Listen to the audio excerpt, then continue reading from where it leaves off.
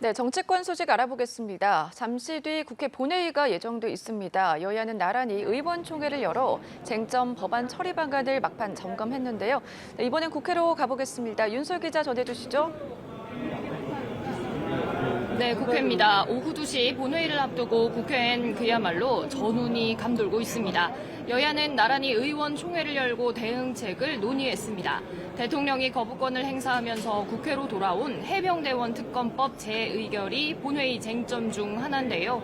국민의힘은 해병대원 특검법은 당론으로 반대 입장을 정했고 더불어민주당은 피켓팅을 통해 해병대원 특검법 재의결에 찬성하라는 시위를 벌일 예정입니다. 가결엔 재적의원 3분의 2 이상 모두 출석할 경우 200석이 필요해 여당의 이탈표가 필수적인데 범야권 의석은 192석으로 부족해 통과될 가능성은 높지 않다는 관측이 나옵니다. 또 다른 쟁점인 방송사법을 놓고도 대치가 예상됐는데요. 국민의힘은 무제한 토론, 즉 필리버스터로 대응하겠다는 입장입니다. 법안 한 건마다 24시간 필리버스터를 한 뒤 종결 투표, 법안 표결 등 절차를 거친다면 나흘 이상 본회의가 이어질 가능성이 높습니다. 국민의힘은 본회의장 지킴조를 편성했고 민주당도 원내 부대표단 중심의 상황실을 준비하는 등 필리버스터에 대비하고 있습니다. 국회 과학기술정보방송통신위원회는 이진숙 방송통신위원장 후보자의 청문회를 이틀째 진행하고 있는데요. 편향된 언론관과 법인카드 사용 내역 등 공세를 펼친 야당은 이 후보자의 자진 사퇴를 요구하고 있지만 여당은 야당이 후보자를 상대로 탄핵 겁박을 하고 있다고 비판했습니다. 이런 가운데 민주당은 의원총회에서 이상인 방통위 부위원장에 대한 탄핵 소추안 추진을 당론으로 의결하고 본회의 보고까지 이루어지도록 할 예정입니다.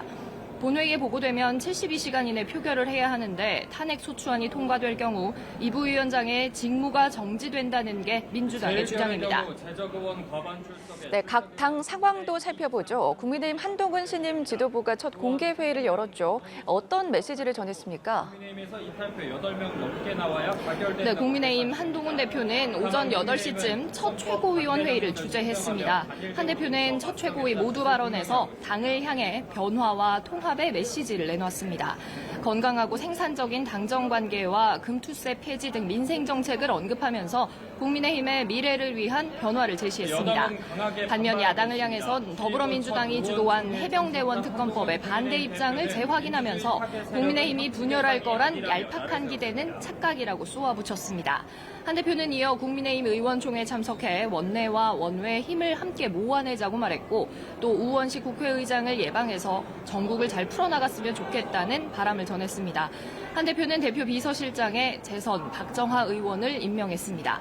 반면 더불어민주당은 한 대표의 입장과는 정반대의 목소리를 내놨습니다. 박찬대 당대표 직무대행 겸 원내대표는 한동훈 신임 당대표도 민심을 따르겠다고 했다며 국민의힘 의원들이 해병대원 특검법에 찬성 표결할 것을 강력하게 촉구한다고 말했습니다.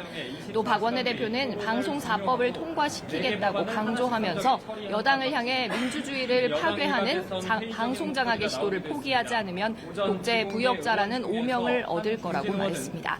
지금까지 국회에서 연합뉴스TV 윤솔입니다.